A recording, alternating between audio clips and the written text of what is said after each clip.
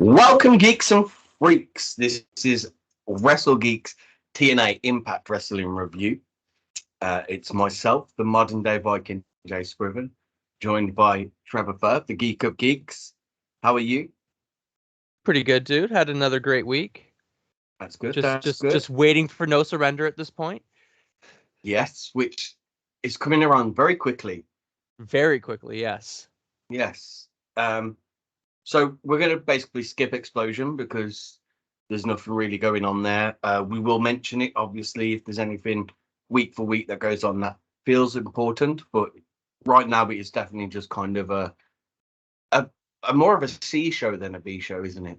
Unfortunately, yes. Yeah, that's how I Yeah, feel about it too. yeah. But so we'll get straight into TNA, and it opens up with Jake Something versus Frankie Kazarian. Yeah, this was this match was fairly good. I feel like this is what a back and forth match should be like. Hmm. It wasn't like 30 seconds of one person having the ups being on the offense and being taking advantage and then 30 seconds of the other person. It was literally like 3-4 minutes at a time. Kazarian was had the advantage, and then Jake had the advantage, and like so that was a nice balance. I really liked it. I Um, don't I don't feel like the crowd were behind Jake Something as much as TNA had hoped. Like when he was saying yeah, who I'm what, and there would the very it felt very, very quiet compared to um even Frankie Kazarian saying that he saved his company. You know, the boo he got from that was much yeah, louder than people saying something. the crowd was way more against Kazarian than for something. That's for sure. Yeah, yeah. Kazarian is a much better heel. I don't like the fact that Eric Young is still watching behind the curtain. No, Um, me neither. I find it weird. yeah, it's a bit. I don't know. This match for me, it was a good open. It was an okay opener, a little lackluster, advanced A storyline. I gave it 6 geeks. Um, I gave it a 6 as well. The ending was Kaz pulls Jake something off the top rope and then stacks him up and grabs the bottom rope as leverage to get the win, which is something we don't see very often in so far in this era of TNA. So mhm. I did enjoy that. Yeah, and I think it made something look strong in a loss. So I can Yeah, appreciate that. That's why I gave it 6 geeks. And then we have Young saying that Kazarian needs to explain because he's been watching and he's been listening. He doesn't understand. And to meet him in the ring, man to man, mono a mono, and we're going to settle this next week. That is. yeah. I see that this left me a little unsure. I'm like, are they gonna have a match, or are they just if he's just calling him out to the ring to air it out in front of the crowd? You know what I mean? Yeah. And that wasn't made very clear. Um, but again, it was Eric Young. I don't feel like this portrayed Eric Young as the Eric Young I know and love. Hmm. But yeah, it was okay. It was all right. And we go into Jordan Grace versus Savannah Evans with Gisele Shaw. Yeah. So this match wasn't a very long match, pretty quick. In matches like this, I always feel like the lackey, for lack of a better term, of the challenger going up against the champion, like their position, their job should be to hurt the champion as much as possible. Who Yeah. cares about winning in this Yes. situation? You don't want to win. Who cares? You want Gisele Shaw to win and no surrender. So I did feel weird about this match only because it really felt like for some reason every like Giselle wanted Savannah Evans to win, which I don't understand. But I did like how Evans kicks out of a Vader bomb at a 1, making her look nice and tough. And she Yeah, started this match really intense, really she did. like focused.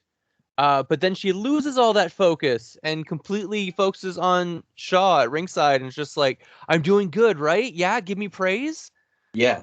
And then of course that gives Grace the opening she needed to go and hit a Vader bomb. Not a Vader bomb, sorry, the Muscle Buster. And she won with the Muscle Buster, Which is beautiful. which is So nice. That's how it my, should my be. thing my thing with this is I feel like this was two monsters colliding. Like Absolutely. they both came out and this should be two monsters colliding. And the beginning of the match, they made Jordan Grace look like the weaker star, where it should have just been slap for slap, punch for punch, in the middle of the ring, just going at it. Yeah. I feel like they A little made bit, Jordan, yeah. yeah, just to start with, but they just gave Evans the advantage straight away. Well, to Yeah. me, it did make it feel like Jordan Grace was taking her lightly, and Evans was Yes. just hyper focused. So, I mean, Yes. there's two ways you can take it. I decided to take it that way, so it made it more palatable for me, I Yeah. guess. No, I get that, Um, and I feel I just well, at least Jordan Grace won, which I think yes, was a bit too obvious. agreed. And then after the match, Shaw attacks Jordan Grace with the X, and also attacks Shavannah Evans with the X as well, Yeah, kind of leaving her on her own now, I suppose, going into the match with Jordan Grace. yep. Which honestly, at this point, she doesn't need the others. Savannah Evans was Tasha Steele's tag team partner and muscle for a while, and now she was Gisele Shaw's muscle. I'm like, at this point, she can go on her own. Yes. She's good to go. Overall, I gave this a 5 geeks. It was nothing special, just what I expected from the match, really. Absolutely agree. I just think Yeah. they got the storyline. Like the only thing that would have made it better for me is if they would have just changed the perception of the storyline a little bit, made it Evans is just here to hurt Jordan Grace as much as possible. Yeah. And then we go into Gia Miller backstage, and obviously the Iceman comes out and says, "Listen here, let me take over this spot," basically. And she's like, "Who are you?" Yeah, which is Um, weird that she just doesn't know who he is at all. yeah, when on BTR they were literally talking to each other. Yeah, Um, so that was a bit weird. And then we get Ash by Elegance make her debut, and said next week she's going to make her in-ring debut. yeah, I think this has been going on too long. I feel like all the momentum that was there for Hard to Kill has just been lost for me. agreed. I'm not excited about this at all. Have no interest. This should have been an interview segment. Yes. This should have been a straight up interview segment, even if it only lasted a minute, like 45 seconds to a minute of actually her talking about why she's in TNA. Like that would have been enough. I really enjoyed Dana Brooke, Ash by Elegance, her in-ring stuff back in WWE. Uh, Despite it never being that flashy, I always knew she had good in-ring ability. So I do hope that they can kind of save this and salvage it a little bit by at least having good matches. But Yeah. they definitely No, I missed the agree. mark. I agree. Okay, so then after that segment, we go into Simon Gotch. Is it Gotch? Yes, he's using Gotch here on TNA. Yes. So going to Simon Gotch, with Alan Angel in Soundcheck. Um, this told a story I didn't know and Yep. was so impressed with. I was Um, extremely impressed with this segment. I wasn't aware that Alan Angel was leading up to this person in his sound check when he was talking to Josh Alexander, and it really, really more merged it all together for me. Because last week when he attacked him, I had no idea why. I was just kind of like, well, that seems a bit pointless. This brought it all together fantastically, Yeah, you know. great So I just payoff.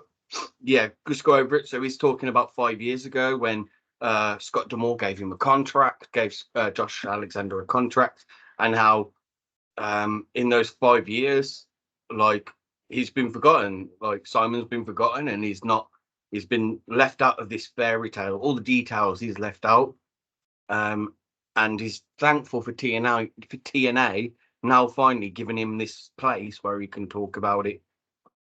Yeah, Um, absolutely fantastic. Yep, and shout out to Destiny Wrestling for giving them the footage of the match too. Like, absolutely great. Loved it. Yep. Really Yep. cool.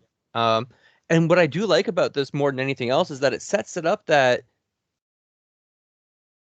Josh beats Gotch and then Gotch leaves. Like, he doesn't have to sign with TNA. He doesn't have to, like, you know what I mean? Like, it's one of those very few moments where TNA is bringing someone in for a single rivalry, a single storyline, and then they can leave and it feels natural and it feels right. Yep. No, I completely agree.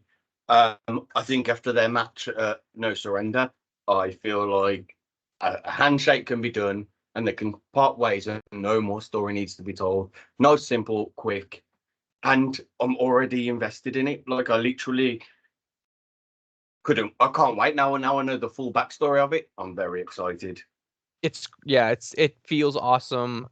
Just really well done. Good job on TNA's part. Whoever's involved in the storyline, whoever pulled this off, like, just great job. Yeah, fantastic. And then we go into Grizzled Young Veterans versus ABC round 2, best of 3. Now, going into Yeah. this match, I felt like I knew who was going to win. Yes. But you get that in a best of 2, in a best of 3. Yeah, especially when there's a pay-per-view or a special coming up, like, you know how this is going to go. I will say, like, the Ace Austin arm injury angle, like, they really milked it. They did a great job with it because there are actual moments where it felt like ABC might lose. Like, it was so close, a couple, like, 2.9 pins, like, really well done. Because they were dismantling that arm. Yes. And Like, the action was non-stop. It oh, really of was course. fantastic. The first match was fantastic. This match was just as good. I Yeah, hope they add stipulation to the third match. I really do. same. But I'm really hoping they do. I think one of yeah, my favorite spots of the match was when Bay hit that springboard famouser. yeah. That was just really cool. I really liked it. No, But it was really good. Yeah, surprisingly enough, Ace Austin pulls the surprise cradle variant when Bay is able to stop the grit your teeth, and that's how they get the win. I yeah, enjoyed how, like, Bay got completely gassed out trying to face off against both of them at some point. Like, the storytelling in this match was spot on.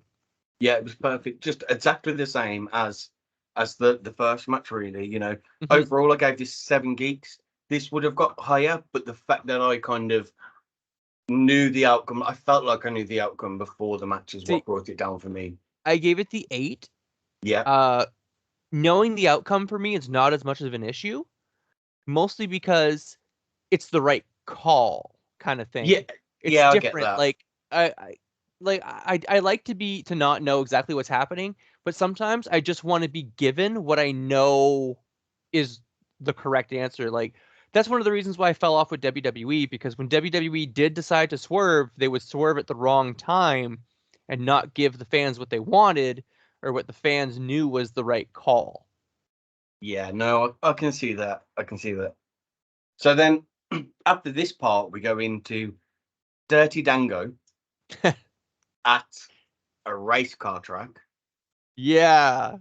talking some smack, inviting anyone who's been in wrestling for a year or under as a tag team to come and face him and Oleg.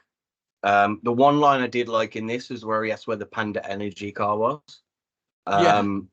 which was a kind of a throwback to the Dixie Carter days, I suppose. Yeah. I did find it funny, the whole, like, oh, we're just giving advanced tag team seminars, aren't we? Yeah, we're doing these guys favors. Yeah, Sure you are, Dango. but to begin with, I was really kind of confused. I wasn't sure who he was talking to. I wasn't sure if Oleg was meant to be talking to him and it was just kind of a bit all Oh, over the place in my eyes. I actually forgot to say that when it comes to Eric Young, he did over half of the promo staring in, like, facing away from the camera. And the way he was facing, I thought he was just looking at the wrong camera the whole time. Yeah, no, I felt the same way. I felt like he was looking at the person they were talking to, and so like Dango's looking at the camera talking, Yeah. and I was expecting him to go to some race car driver to endorse him or something, but it wasn't until the end of the promo that I realized that's what was happening. And then we see Rhino walking backstage, which was literally nothing. And then we get an Ali promo. I have to say, in Yeah. Ali I trust already. I'm really excited for this. The only thing is, I'll let you go into it. Yeah, I know we both feel the same way about it. We both love the Ali thing. We both love that Mustafa Ali is here. But not to harp off what we were talking about all of last week's episode, but with Scott D'Amore being gone, this promo, like his whole gimmick just feels kind of ruined because it's literally he's talking about regime changes and he's talking about having to adapt to to all the new change and having to be ready for change, and it just feels so ill-timed, unfortunately. But I'm still all for it. Like, I like Ali a lot. I'm so happy he's finally in TNA. So I agree. I think he's going to do amazing things for the X division. In Ali, I trust. And then we go into the good hands, saying how they are the ones who support Ali with like 3 random people. to me, like the way I took it, it's like these are people who just these are stagehands kind of thing. They're people who work like cameramen or backstage people in some way. You know what I mean? Like, to me, like they're just Yes, TNA employees. but I think when we said about them being his security, I think we could be dead on with the money there. I'm hoping so. Yeah, because I think that will be really good for the good hands. It will. Let's face it, Ali is quite a well-known name. You know, he's Mhm. got a lot of buzz online, and I think him coming in to TNA just yeah, he's officially signed with TNA now. He's on the roster page and stuff, so it's only Yes, good yes. news, you know. And then they see Chris Sabin and saying, "Oh, we're just talking about the person you're going to lose your title to." Uh, Chris Sabin gets cranky. They're kind of getting under his skin, and then he bumps into someone and he hits that person. And Hutchins, Slayer, Slater, says cranky, and Skyler. yeah, Skylar, that's the one, Yeah. Skylar. I can't read my own writing. Yeah, overall a good segment, enjoyable. I think this is going to be a really good match. That's Ali versus Sabin. I think it will. Mm, I don't know if it's a first time ever match because Ali did get around on the indie scene quite a bit before being signed to WWE, but should be interesting. that's interesting. I hadn't thought about that. It could be a first time ever between these two. So that, and I kind of hope it is. Even if it's not, I'm sure it'll be amazing. It's Oh yeah. And then we go into the digital media title: Rhino versus Crazy Steve. yeah. So this match, I will say Rhino had a better showing in this match than he's had in like his past couple matches. Um, I did like how he pulls out the table. He's all ready to go. Then Steve puts it away, and he's like, "No, nobody gets what they want except for me." I love that part. That was good.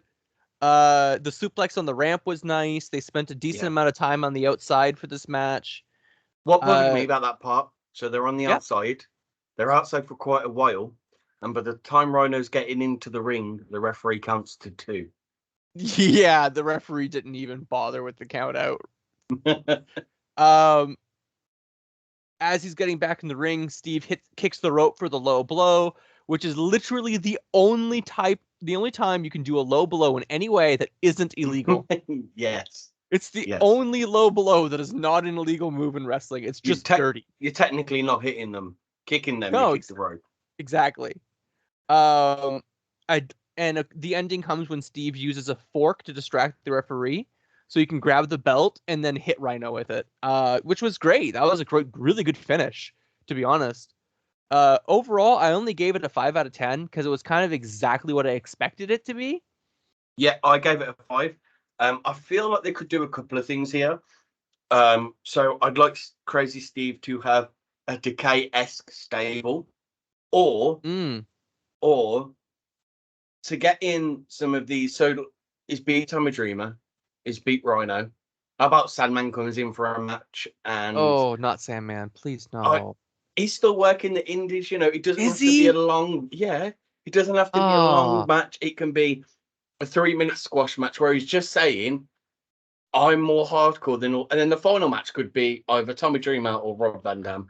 Rob Van Dam I'd be cool with, yeah. And I just think, that's a story that could go on for a while without having Tommy Dreamer in it, without having just Rhino in it. He could just be running through all these old wrestlers now, defending the digital media title, turn it into Dangerous Materials title. I don't know. If you want to, if they wanted to kind of shift Crazy Steve towards a face a little bit, but keeping his current motif, because the people are going to start cheering for him at some point. People like these kind of gimmicks, right? Put Eddie Edwards in there. Edwards is coming to like defend the honor of Tommy Dreamer and the legacy of these people, but at the same time, he's still a member of the system, right? So like they can play that up, and that'd be an interesting way to slowly turn Crazy Steve face. And also, you could turn Tommy Dreamer heel as the new head of creative, using his power to get what he wants. I'd boo Dreamer. You want me to boo Tommy Dreamer? I'm all for it. But can you remember the last time you wanted to boo Tommy Dreamer? Yes. Yes. Anytime he stepped in the ring. Anytime he stepped in the ring, I wanted to boo him. Okay. I don't want Tommy Dreamer wrestling anymore. His last little stint against Crazy Steve was good, but that's it. Walk away. That's it. Yes, walk away. No, I agree. But you can use this. You can use this to advance storylines right now. Do you know what? Scott D'Amore's gone. Yeah. I'll work half his price with you. We'll split the money. Yeah, and we'll run TNA. They'll have a better show. You know what? I think that between the two of us, we can come up with some great ideas. The only problem is, it's like they'll be like, we don't have the money for this. We'd be like, figure it out. Yeah. And then we get a promo from PC. Overall, I also gave that 5 geeks. Yes. Yeah, it was nothing. But, and then we get PCO backstage. No, in a promo. It's not a promo. It's not a promo. It's just him yelling "Khan." Yeah, and no surrender. Yeah. Which could have literally been a 3-second clip of him saying "Khan, no surrender," but he kept repeating himself. Khan. And then we go into one of my favorite things I have watched. So before we go into this match is Dina versus Joe Hendry. Yes, which I was excited to see that match. Yeah. But I still like what we got. Yes. So AJ Cheez-It comes out. He does a rap, which I quite enjoyed. He got some, it was quite entertaining. You got some good lines in there. Yeah, I like the fact that he says from now on, this is TNA Francis, which, right there, my mind went, Styles needs to come out now. Oh my God, right? And just be like, this is the house that Styles built. But yes. Minus my daydreaming. The fact that Joe Henry had a song lined up already. Yeah, he's like, I'm complete. Like, oh, you caught me off guard. The only way I could respond to this is if I had a second song ready to go. But who'd be crazy enough to do that? And then he just smiles. So I had to find out why he was saying that the insurance for AJ Francis doing dives, was so high. So I paused TNA at this point. And I went on Google, I sent you the video. And that clip that I watched online of Top Dollar doing his outside flip, that I give 9 3/4 geeks, because I literally laughed so loud that my partner upstairs could hear me laughing. Like, just that clip of a WWE moment, 9 3/4. Like, it was Right. absolutely hilarious. And what makes it better is that the dummy they throw out the ring is exactly the same It's the dive same, that yeah, he it's the same actually does fall. in real life. Yeah. Like, it just made it so much more funnier for me. I love the AJ Styles reference too in the Yes. In the song. in it with the hands, just with the AJ on the hands and AJ Styles' Yeah. wet And even the position. tune Really was nice. to AJ Styles' entrance theme, you know. Yeah. Yeah. Really well done. You are banned from diving. Like, that Yeah. was just, it And was then ending it with absolutely his buddy hilarious. just after that, just focusing on his buddy Steve, which I will admit, Steve, like the crowd chanting Steve. it looks so. Yeah, when you watch that, if you like, I went out of my way to go find that music video because that's a real music video that Hendry was making fun of, and the No, dude it's not. really is. Yeah, it is. Yeah, it is. And the dude is just in the background of the scene as AJ Francis is just rapping away. The girls are there, and this guy is just like the whitest guy you've ever seen. Just this Amazing. big, but the whole crowd chanting Steve, Steve, Steve, Steve. It was absolutely hilarious. It was. This whole segment, even with what happened after, I gave this an 8 geeks. I thought it was really funny. Same. So after this, Same. you get Dina attacked Joe Henry, AJ Francis, who also I just want to say has put on a lot of weight compared to when he was top dollar. He has. He has, which obviously things happen and you know, is made money. Do what you want, it's your bulk. body.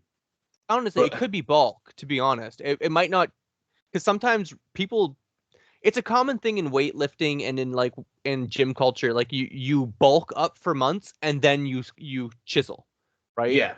So he could be in the middle of doing that for all we know. That's fair.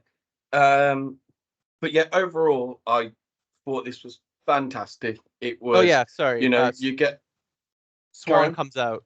Yeah, Swan comes out and makes a save, which Francis doesn't notice as Swan gets rid of Dina, and then Francis. I'm just going to call him Cheese It because I find it really hard not to. Cheese It gets out the ring. Let's face it. Rich Swan is going to join Cheese It.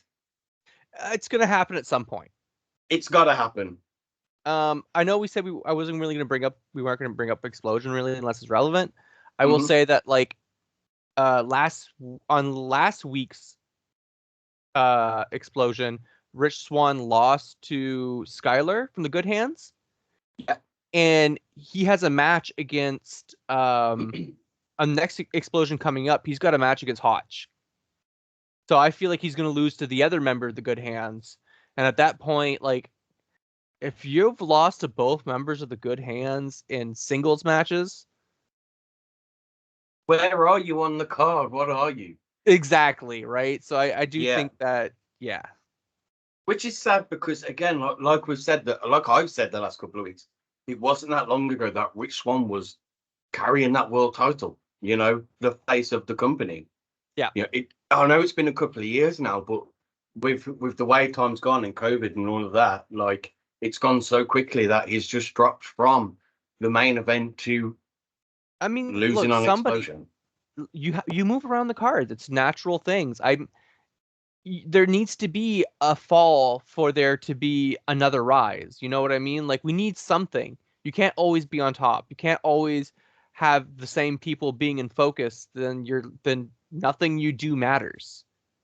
I agree. This isn't WWE.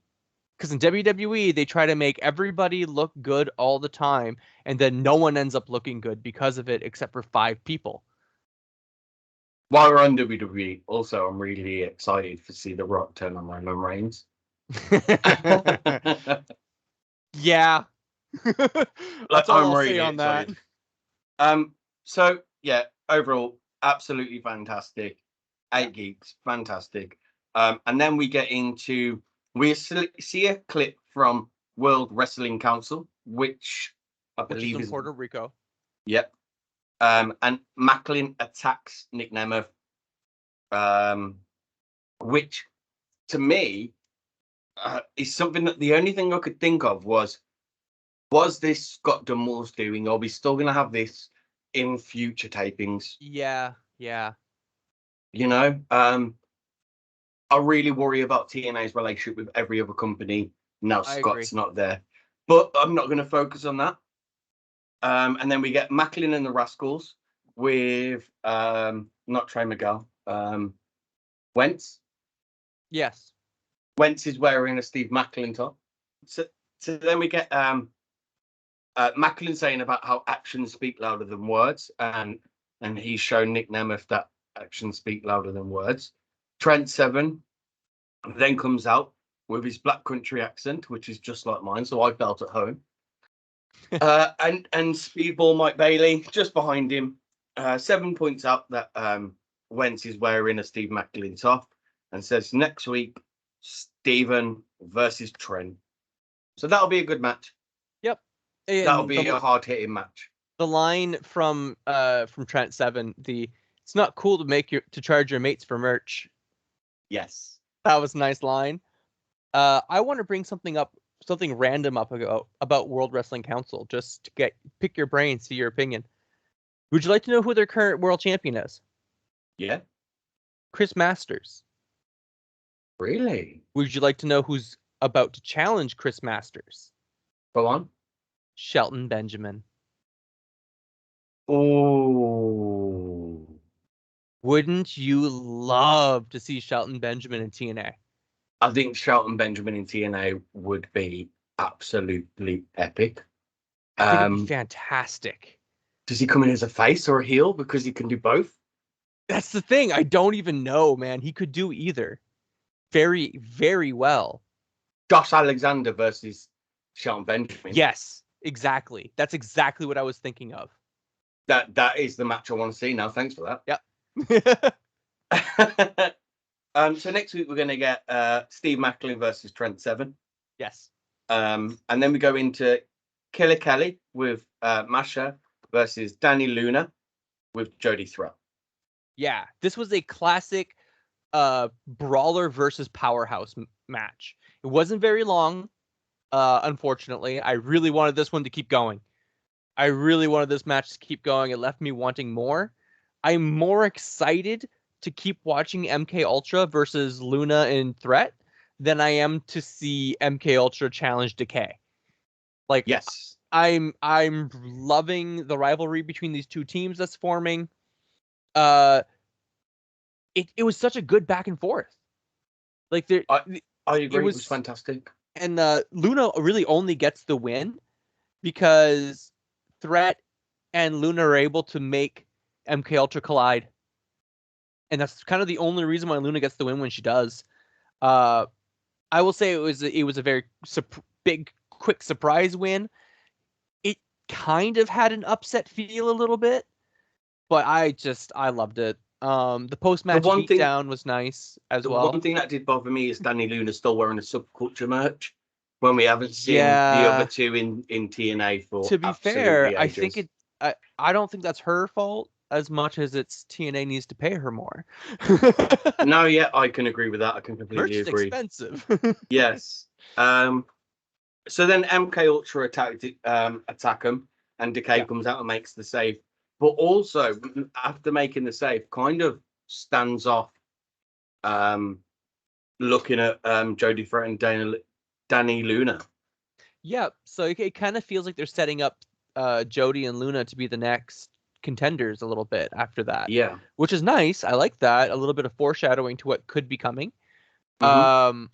Overall, I gave this a 7 out of 10 because it left me wanting more. No, I agree. I literally felt the same way. And then we see Moose walk into the ring. And then, I don't know if you saw it, but there was an advert for a film or a series or something called Dark Game. Oh, yeah. Their main events being... it's every episode, the main event is being sponsored, essentially.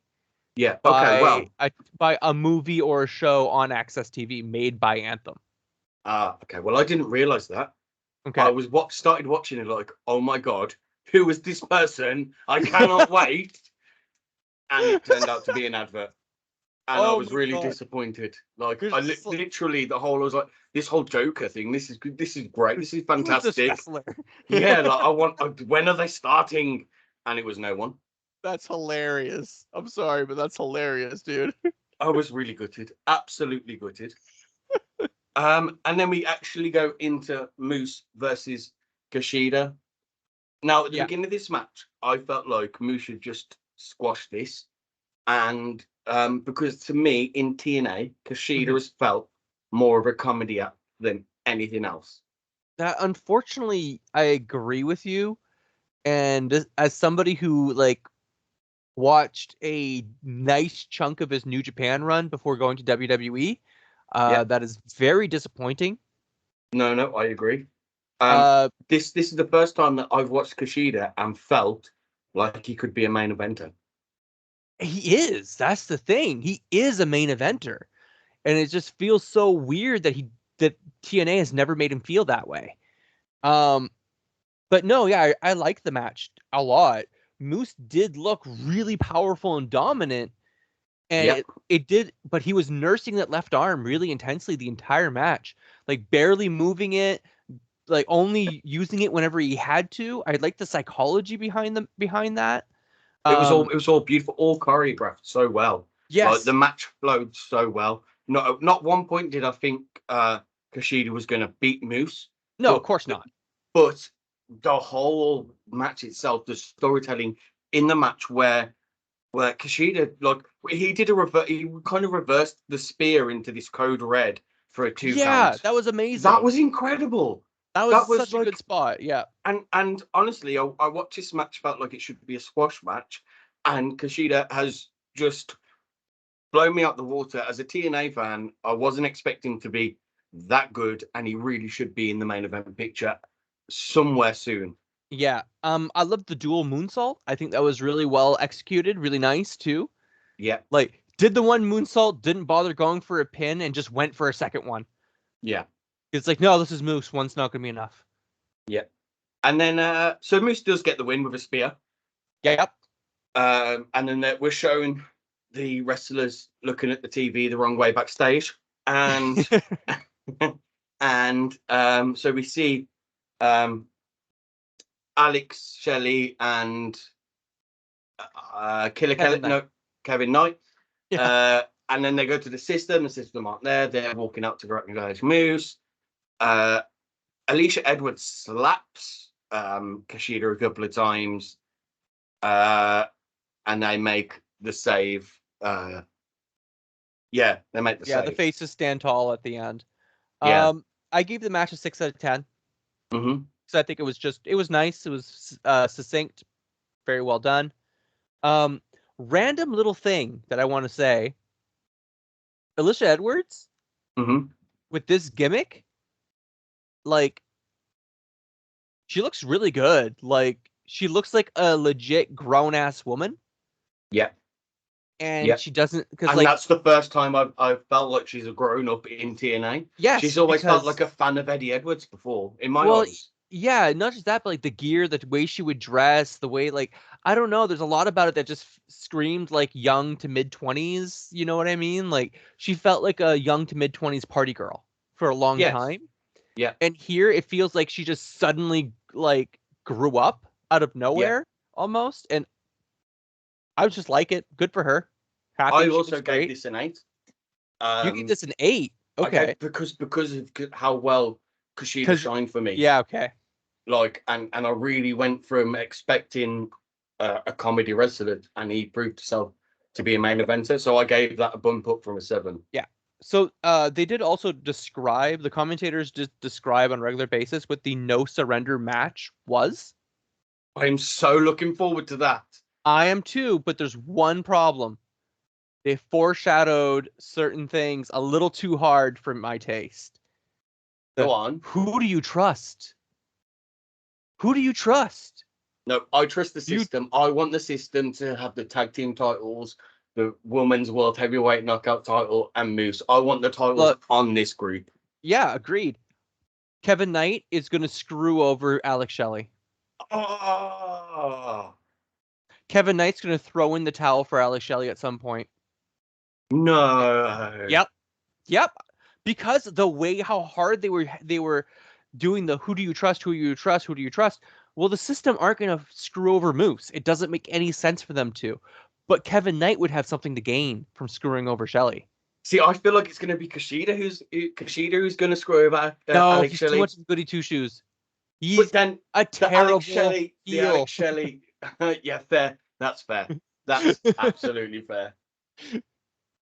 I think he would be a terrible heel. So I don't know. I see Kevin Knight doing it. Yeah. Yeah, no, granted, I'll give you that one. I absolutely give you that one.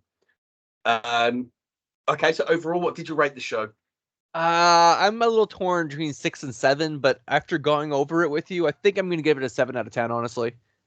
I was torn between a 7 and 8, so I'll join you on that 7. Overall, I went from absolutely hating last week's show to really enjoying this week's show. Yeah. Last week just felt like a filler episode. This week, there was some great There were action in stakes. there. Yeah, There were stakes this week. there were stakes. We've got one more week until there's no surrender. Yeah. So I'm hoping that show's even better. Same. And this week we've also got our predictions coming up for No Surrender. Yes, we're going to get our predictions out a day or two after this episode goes up. We're going to do our best to get next episode of Impact with No Surrender being the day right after. We're going to do our best to have the episode up before No Surrender goes live. I am not making promises on the editing aspect. I will do my best. I'm not sure I'm even going to be awake to watch TNA. I'm doing an AFD on that Thursday. I'm coming home. We're going to watch TNA and then record and then, oh my God. And then brutal. I've got to be back at work for 9:30 in the morning as well. So it's going to be fun. It's going to be great. But the sacrifices we make for something we love, eh? Exactly. And then, so I think that's everything we had on this show. I think it was we're on No Surrender's looking really good. The show was really good. I just hope the next episode of Impact is just as good. Keep the momentum going. Yeah. Well, guys, that is a peace out from me. I hope you all have a great time. And we look forward to seeing you for our predictions. So peace out. Like, share, subscribe. And have a good one. I'm stealing your line now. Don't you dare.